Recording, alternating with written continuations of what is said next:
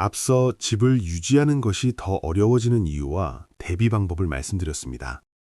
그런데 오늘 이야기는 여기서 한 번 더 깊어집니다. 집을 유지하는 것이 어려워지는 시기를 이야기할 때 숫자와 비용 이야기만으로는 부족한 부분이 있습니다. 그 시기를 맞이했을 때 마음이 어떻게 움직이는지, 그리고 그 마음을 어떻게 다뤄야 하는지가 더 중요할 수 있습니다. 오늘은 그 이야기를 드리겠습니다. 8번째 이야기입니다. 충남 홍성에 사는 66살의 임병찬 씨라는 분이 있습니다. 이분은 30년을 한 집에서 살았습니다. 그 집에서 아이들이 태어났고 부모님이 마지막을 보내셨고 남편과 수십 년의 시간을 쌓았습니다. 집이 낡아서 이사를 가야 한다는 것을 알았습니다. 수리비도 만만치 않았고 엘리베이터가 없어서 무릎이 점점 힘들었고 관리비도 부담이 됐습니다. 이사를 가야 한다는 현실적인 판단이 섰습니다. 그런데 막상 짐을 싸기 시작하니 손이 안 움직였습니다. 이분이 저한테 이렇게 말씀하셨습니다. 아이들 방 벽지에 키를 재던 흔적이 있어요. 지워지지 않게 연필로 그어놓은 선들이요. 그걸 보는데 눈물이 났어요.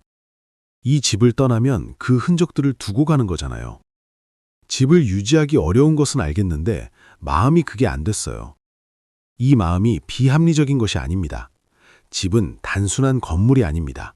삶의 시간이 쌓인 공간입니다. 그 공간을 떠나는 것이 단순히 이사가 아니라 그 시간들과 작별하는 것처럼 느껴지는 것은 너무나 자연스러운 감정입니다. 집을 유지하기 어려워지는 시기가 왔을 때 가장 먼저 해야 할 것은 그 감정을 충분히 다루는 것입니다. 현실적인 판단 이전에 마음이 준비되어야 합니다. 임병찬 씨는 결국 이사를 결정했습니다. 그런데 이사하기 전에 한 가지를 했습니다. 아이들을 불러서 그 집에서 마지막 식사를 함께 했습니다. 아이들과 함께 집 곳곳을 돌아보면서 각자 기억하는 이야기를 나눴습니다. 이분은 이렇게 말씀하셨습니다. 그 시간이 이사보다 더 중요했어요. 집을 두고 가는 게 아니라 그 집에서 살았던 우리를 기억하고 가는 거더라고요. 기억은 집과 함께 있는 게 아니라 우리 안에 있었어요. 이사를 하고 나서도 그 기억들은 하나도 사라지지 않았어요.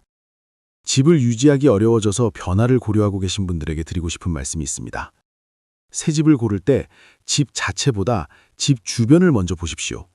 지금 내 삶에서 가장 자주 필요한 것들이 걸어서 혹은 쉽게 갈 수 있는 거리에 있는지를 먼저 확인하십시오. 그것이 노후의 삶의 질을 가장 크게 결정합니다. 오늘 이야기를 마무리하면서 드리고 싶은 말씀이 있습니다. 집을 유지하는 것이 더 어려워지는 시기는 누구에게나 옵니다. 그 시기를 맞이하는 것이 실패가 아닙니다. 삶이 변하면서 자연스럽게 찾아오는 것입니다. 중요한 것은 그 시기를 미리 알아채는 것입니다. 집이 낡아가고 있는지, 유지 비용이 수입을 압박하고 있는지, 몸이 집 관리를 따라가지 못하고 있는지, 집과 삶이 어긋나기 시작했는지, 이 신호들이 보이기 시작했다면 지금이 준비를 시작할 때입니다. 그리고 그 준비는 반드시 전문가와 함께 하십시오. 재정 상황, 세금, 시장 상황을 정확하게 파악한 후에 결정하십시오. 감정으로만 결정하지 말고 숫자로만 결정하지도 마십시오. 감정과 현실을 함께 보는 것이 가장 현명한 결정을 만듭니다. 집이 나를 편하게 해주는 것이어야 합니다. 내가 집을 감당하느라 지쳐가는 것이어서는 안 됩니다. 그 원칙을 기억하시고 지금 내 집이 그 원칙을 지키고 있는지를 오늘 한번 들여다보시기 바랍니다. 오늘 이 긴 이야기를 끝까지 함께 해주신 여러분께 진심으로 감사드립니다. 이 이야기가 마음에 닿으셨다면 구독과 좋아요 한번 눌러주세요. 여러분의 소중한 응원 하나하나가 이 이야기를 더 많은 분들의 마음에 닿게 해주는 가장 큰 힘이 됩니다. 다음 영상에서 더 유익한 이야기로 다시 찾아뵙겠습니다.